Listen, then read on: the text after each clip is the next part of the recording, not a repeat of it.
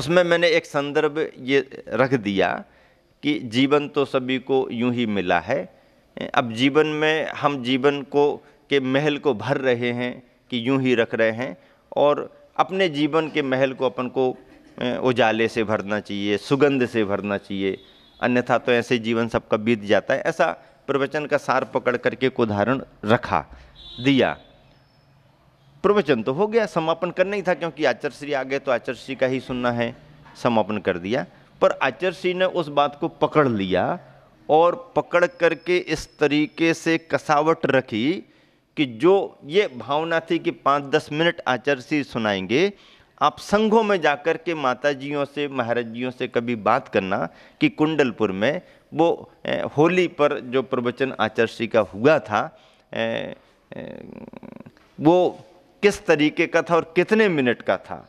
मैं समझता हूँ कि लगभग 1.25 घंटे का प्रवचन, 1.25 घंटे का प्रवचन, और उस 1.25 घंटे के प्रवचन में कैसे मूड बन गया आचार्य श्री का, और कैसे आचार्य श्री का मन इतना पब्लिक को देख करके प्रसन्न तो होता ही है उपस्थिति को देख के, और इस तरीके से बना लगभग 1.25 घंटे तक आचार्य श्री का प्रवचन चला।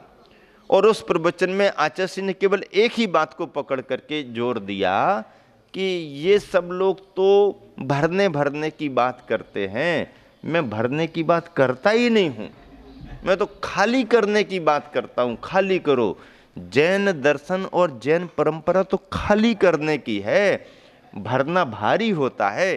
क्या भरना, अनादिकाल से तो भरे हुए हैं, अब खाली करने का समय, खाली करने का समय, खाली करने का समय। देखो भरने के रूप में, अब वो उस समय अभय सागर जी प्रवचन नोट कर रहे थे, बोले देखो ये महाराज डायरी भरने में लगे हैं डायरी भरने में लगे हैं, यहाँ भरते जाते हैं, यहाँ स्याही फैलती जाती है, भरने में लगे हैं।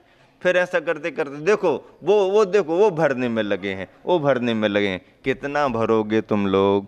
वहाँ पर रिकॉर्डिंग चल रही थी, बोले देखो ये कैसेट भरने में लगे हुए हैं, वो कमेटी वाले कमरे भरने में लगे हुए हैं, जो भी आता है भरा कमरा है, भरा कमरा है, भरा ऐसा है वैसा है। महाराज जी पंडाल बहुत भरा था, महाराज जी पंडाल बहुत भरा। ऐसा करके भरे भरे को लेकर के, और भरने की बात मुझे करनी नहीं है, मैं तो खाली करने की बात कर रहा हूँ। और यही तो मार्गदर्शन वहाँ दे रहा था कि खाली करना है, खाली करना है, और कुंडलपुर को खाली करना है, बिहार होना है, कुंडलपुर को खाली करना है। क्या भरने भरने की बात करो, भरने का समय अलग था।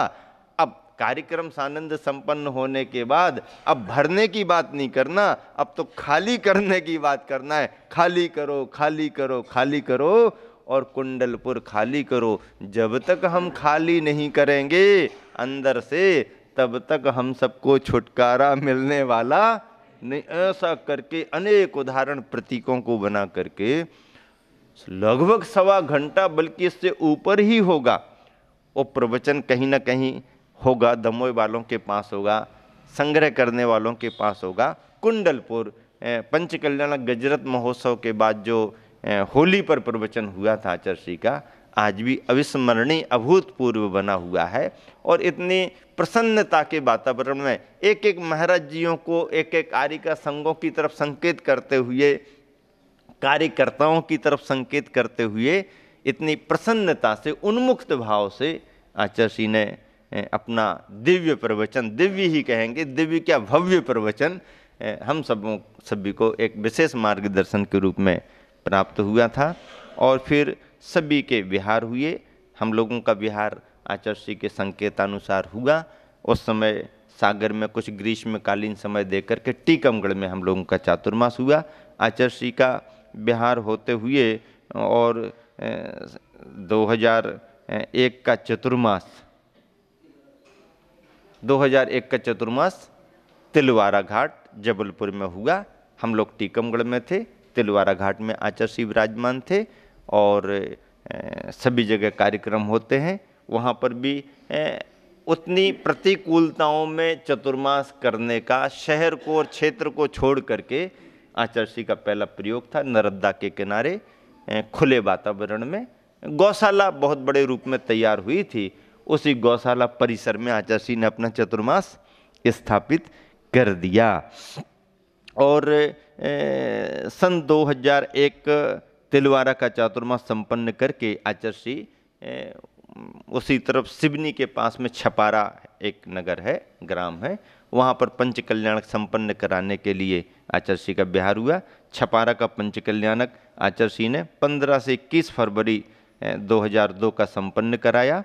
तत्पश्चात बंडा जिला सागर में एक बहुत बड़ा आयोजन था पंच कल्याणक का, तो 22 से 27 फरवरी 2002 को संपन्न कराया। आर्य का गुरुमती माता जी बंडा की ही है, संघ की ज्येष्ठ माता जी है, अच्छी साधना है, स्वाध्याय भी बहुत अच्छा है। और ऐसे स्वाध्यायी परिवार से उनके एक भाई एलक दया सागर जी भी आचार्य श्री के शिष्यों में है। अभी अजित सागर जी महाराज जी के संग में सिवनी में चतुर्मास उनका चल रहा है। तो ऐसा करके आर्य का गुरुमती जी माता जी का गृह नगर बंडा है। ब्रह्मचारी विनय भैया जो सभी जानते हैं, उनका गृह नगर बंडा है।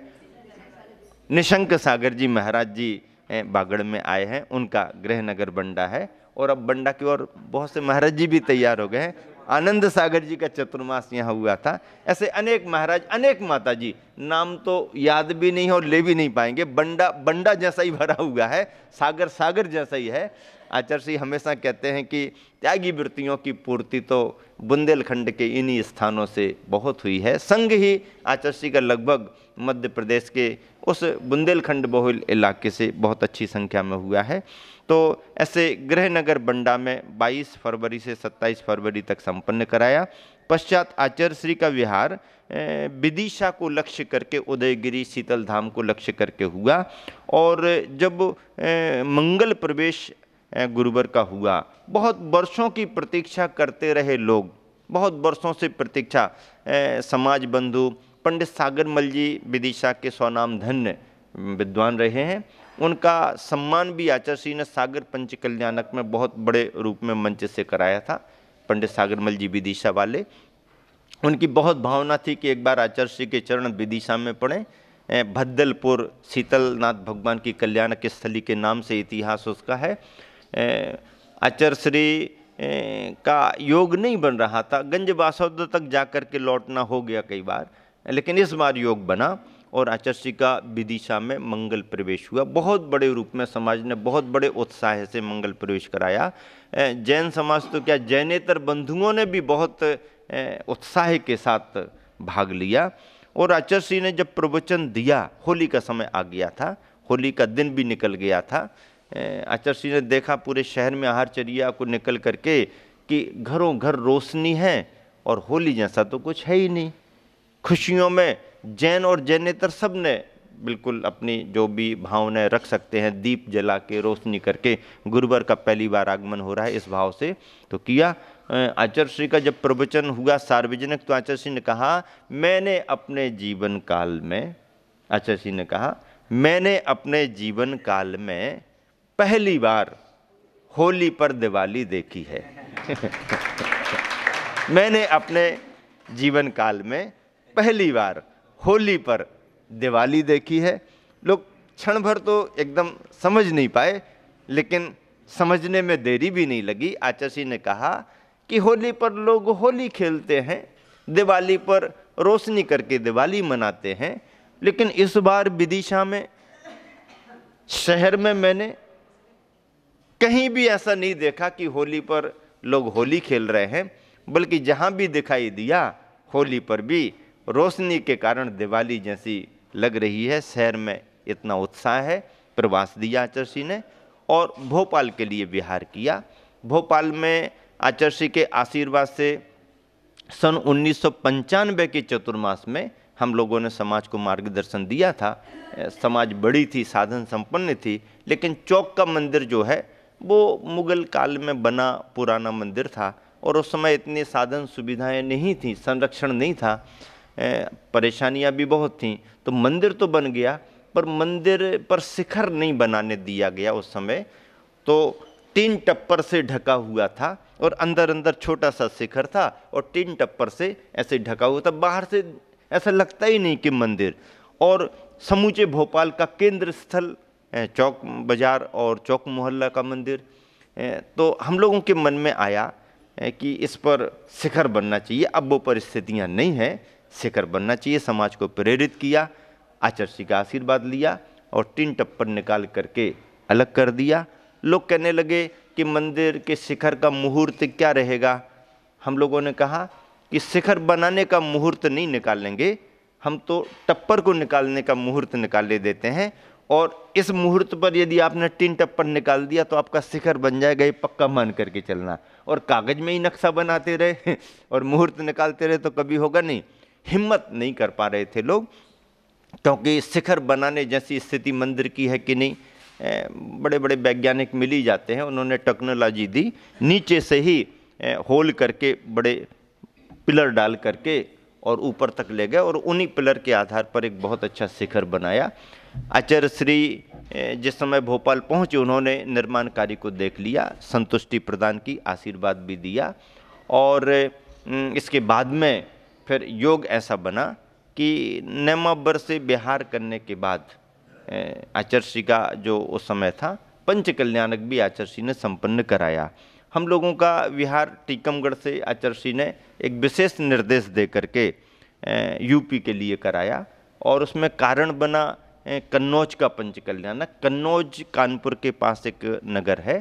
प्रभात जी मुंबई, अतुल जी मुंबई, पुष्पराज जी मुंबई आदि ये 4 भाई हैं, और पंकज जी मुंबई, ये चारों भाई मूल निवासी तो कन्नौज के ही हैं। कन्नौज में सवाई मल जी का परिवार है, और अभी तो वो नहीं है, लेकिन इन सभी भाइयों की माँ चिंतामणि जी अब भी वहीं पर है, और भी समाज बंधु हैं। लेकिन चूँकि आचार्य के पास ये लोग सब आते रहते हैं, और भावना थी कि आचार्य के सानिध्य में पंच कल्याणक हो, बड़ी प्रतिमा विराजमान की थी।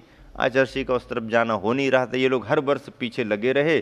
तो आचार्य ने सोचा ये पीछे कब तक लगे रहेंगे। बोले देखो हमारा उस तरफ जाना होगा नहीं, पंच कल्याणक करा लो, विलंब करना अच्छा नहीं। तो आचार्य आपका क्या आदेश है। तो बोले संघ को ले जाओ और पहले जाके उनकी अनुकूलता तो देखो, वहाँ बात तो करो।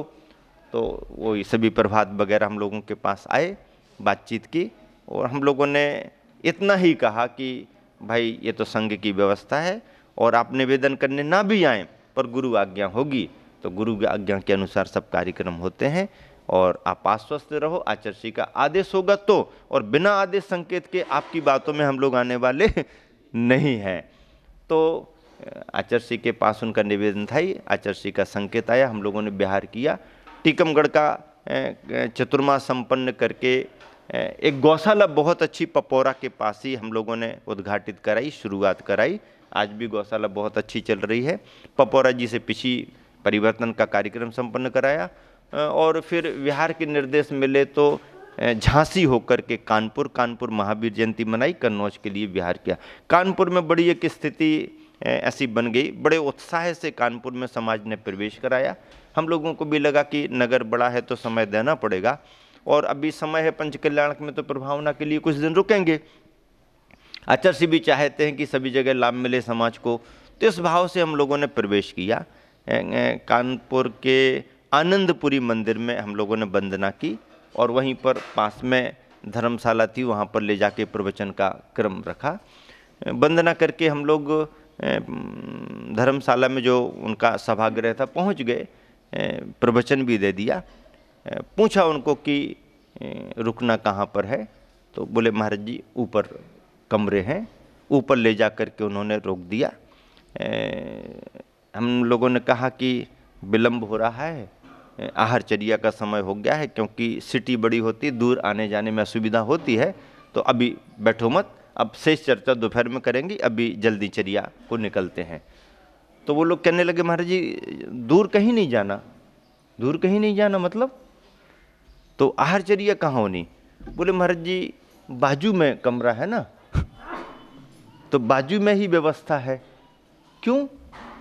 बोले हम लोग संघ वगैरह आते हैं तो यहीं पर चौका लगाते हैं, प्रबंध हम लोगों का यहीं है, और स्थायी महाराज बर्तन वगैरह सब धर्मशाला ही में रहते हैं, कहीं कोई असुविधा नहीं है। हमने कहा भाई शहर है, मंदिर है, मोहल्ला है। तो बोले महाराज ट्रैफिक बहुत रहता है, ऐसा वैसा कुछ बातें उन्होंने सुनाई, तो सुन तो ली, लेकिन हमने कहा भैया या तो आप कहो तो आज का उपवास कर लेते हैं, तो कल से बस्ती में देख लेंगे, और नहीं है तो फिर कुछ चर्चा करो, रास्ता निकालो, क्या मर्जी। हमने कहा आज तो जो आप कह रहे हो सो ठीक है, कल से ये काम चलेगा नहीं। क्यों? हमने कहा प्रवचन नीचे करा रहे, ऊपर रुकवा रहे, बाजू में आहारचर्या करा रहे। तो एक महाराज जी कहने लगे भैया कल जंगल के लिए कहाँ जाएंगे? सहज पूछ लिया उन्होंने, भैया जंगल के लिए कहाँ जाएंगे हम लोग कल? तो उन्होंने भी बिल्कुल सहज उत्तर दिया, बोले महाराज जी छत पर पूरी व्यवस्था है। स्पष्ट सत्य घटना है, बोले छत पर पूरी व्यवस्था है। हम लोग एक दूसरे को देख करके हंसने लगे कि भैया महानगर में प्रवेश हो गया। महानगर में प्रवेश हो गया। स्थितियां ये बना दी गई हैं कि वहीं प्रवचन, वहीं रुकना, वहीं आहारचर्या और वहीं जंगल। अरे भाई ऐसे कैसे चर्या चलेगी? निर्दोषता कैसे रहेगी? गृहस्थ का घर कब शुद्ध होगा? ठीक है, गाड़ी वाहन व्यस्तता तो शहरों में रहती है, पर रास्ते निकल आते हैं, निकालना पड़ते हैं। जंगल आदि को भी एकदम स्वतंत्र जंगल जैसी जगह तो नहीं मिलती है, लेकिन जंगल को जगह ही नहीं मिलती ऐसा भी नहीं है, ऐसी अवधारणा भी नहीं बनाना चाहिए। यदि अपन चाहें तो कहीं ना कहीं किसी न किसी रूप में कोई ना कोई जगह तो मिलती है। समाज में बड़े बड़े व्यापारी होते, उद्योगपति होते हैं, कई लोगों के पुराने कारखाने बंद हो जाते हैं, नया काम शुरू हो जाता है, कई लोगों के पुराने घर पड़े रहते हैं, कई लोगों के प्लाट खाली पड़े रहते हैं, बाउंड्री बनी रहती है। रास्ते निकालो तो सब निकल आते हैं, और निकालना भी चाहिए। इतना प्रमाद त्यागी की तरफ से भी नहीं होना चाहिए, और इतनी सुविधा गृहस्थ को भी त्यागी के लिए नहीं देनी चाहिए। थोड़ी तकलीफ त्यागी भी सहन करे, और त्यागी की तकलीफ के साथ सेवा करने वाला श्रावक भी थोड़ा कष्ट सहन करे, तभी श्रावक और साधु का धर्म निर्दोष रीति से चलता रहता है। तभी हम श्रावकाचार और मूलाचार को जिंदा रख पाएंगे। अन्यथा अच्छी अच्छी बातें हमने तुमको सुना दी, और तुमने खूब मन को प्रसन्न करने वाली सेवा हमारी कर दी, और दोनों ने दोनों की जय जयकार कर दी। तो महावीर भगवान कहते हैं ऐसे जिन शासन चलने वाला नहीं है।